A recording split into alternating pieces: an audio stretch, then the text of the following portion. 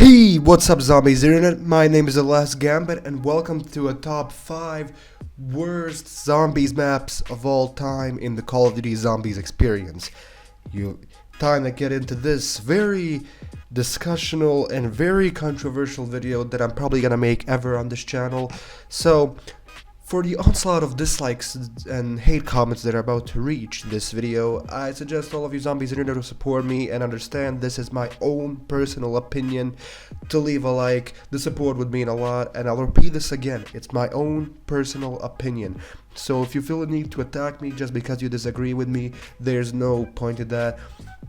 But of course, like I always encourage, let's have a discussion, let's have a talk down in the comment section below this video and talk about your top 5 worst zombies maps of all time, what you think of the worst are. You can just rank them, you can even rank all the zombies map experiences if you want, zombies internet. And maybe if you leave that top 5 worst zombies maps of all time, maybe you can tell me a bit more in detail. It's gonna be a longer comment, yes, but you can tell me in detail why do you think those certain maps are bad, sort of like I'm making this video right here, right now. So, stay with me here, don't explode on me, don't go in full rage mode and just attack me just because you disagree with me. It's own personal opinion, your opinion differs from mine, that we're all human, that's perfectly normal. I'll show your support, leave a like and comment below. Let's get into this. Coming in number 5, we have Zetsubo no Shima.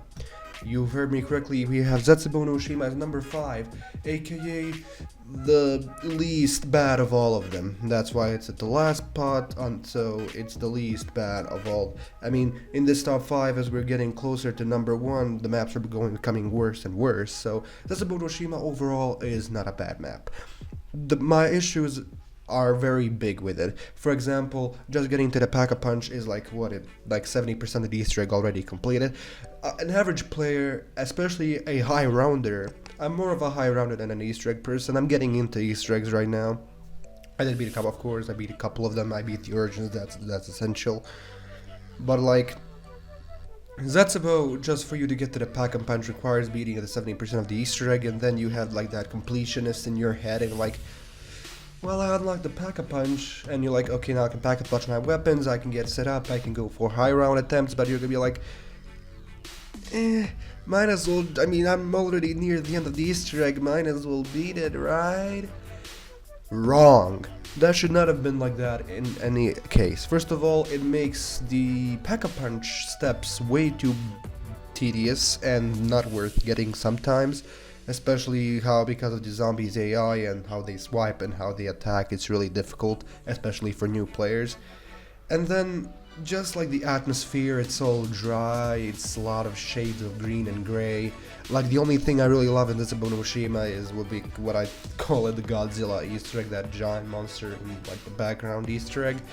I wish he was like a boss fight or something, but the Thrashers, the mini bosses of the map, are also they're just dumb. The really cool thing is like a mini side quest within the map where you can fight a giant spider. That was pretty dope. And like the ending Easter egg cutscene with Takeo is very cool. Thank you, Track. Very cool.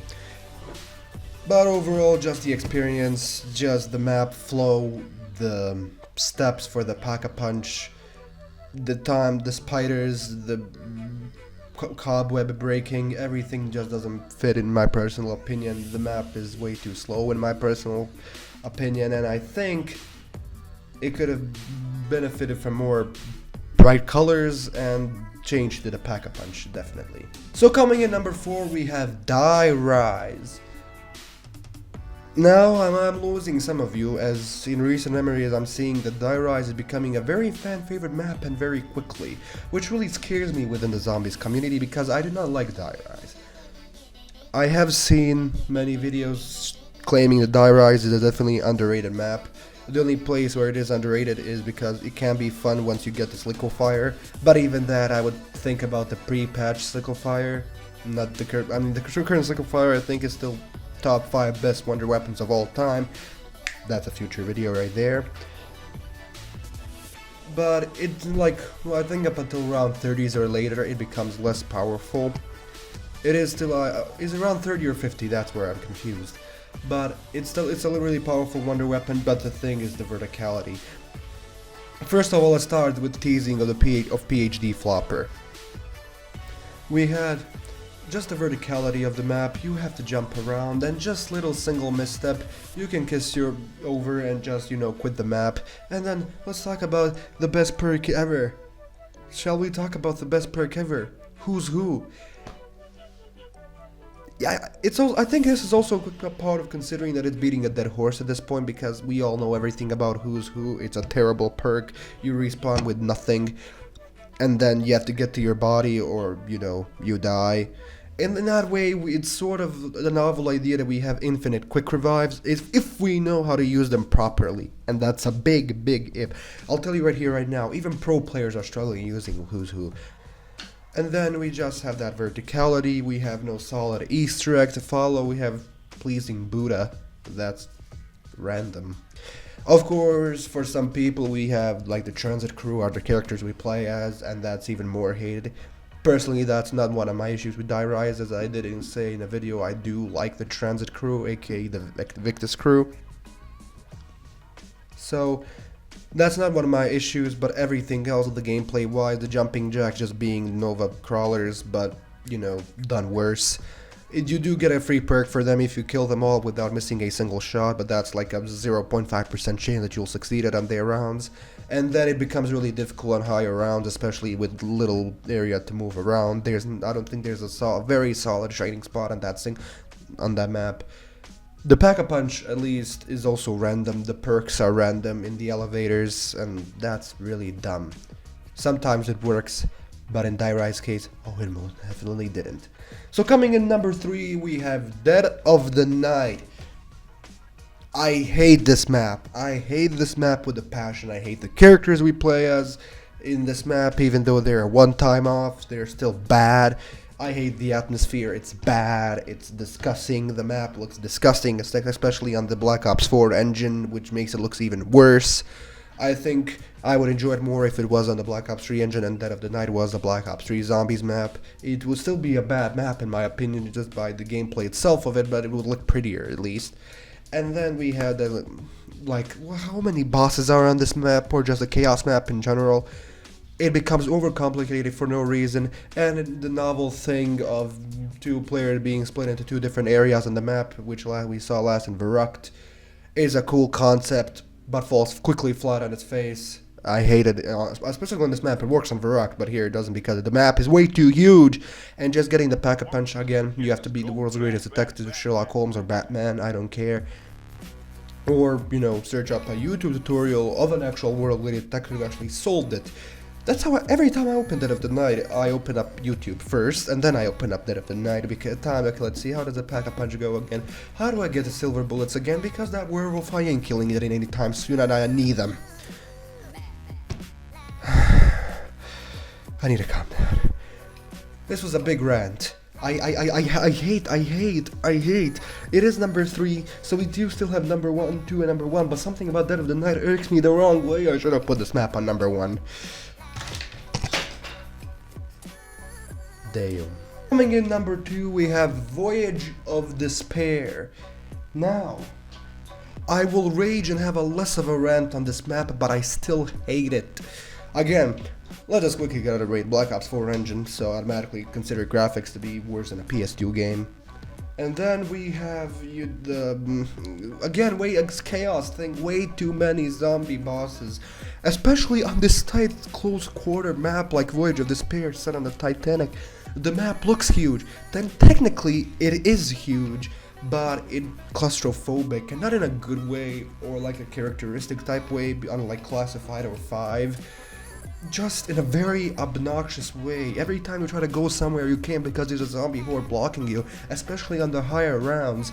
Or when you try to do the Easter egg, the boss fight, it only becomes fun at the very end of it when you fight the giant ball on that very end of the ship, because you finally have open space to work with, and even that open space in a normal zombies map wouldn't be considered open space.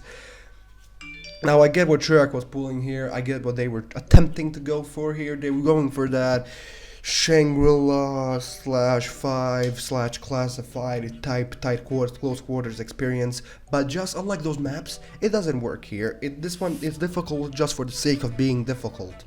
We thought we also gonna get maybe save people, wolf zombies, horde, and apocalypse gonna happen. None of that. We just seen the first and last cutscenes of the map, and that's it. Then we have, of course, the Chaos Crew, which I dislike.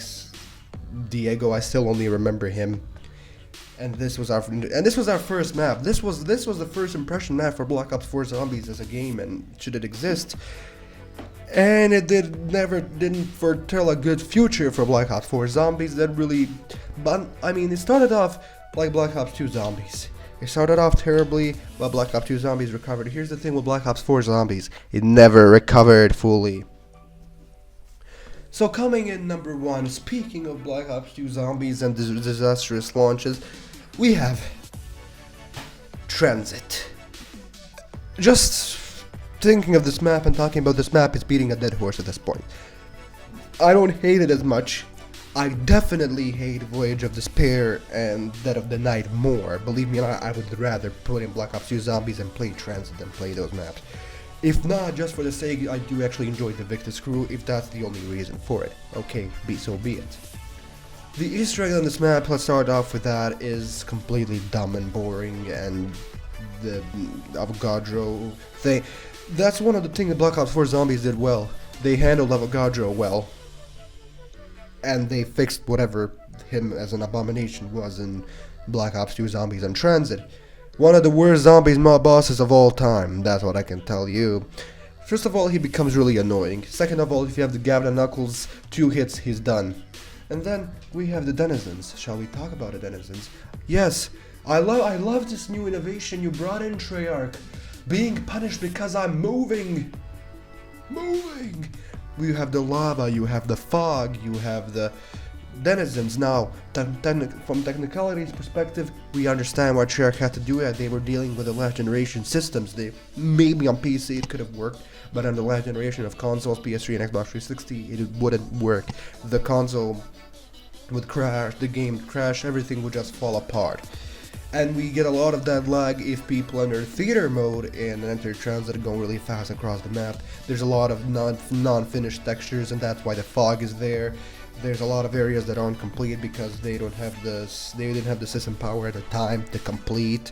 It was a very ambitious project. It backfired heavily to Treyarch, and I can see what Jimmy Zielinski was. We can all see what Jimmy Zielinski was going for with Transit, the biggest and most expensive Zombies experience of all time, and it should have stayed that way.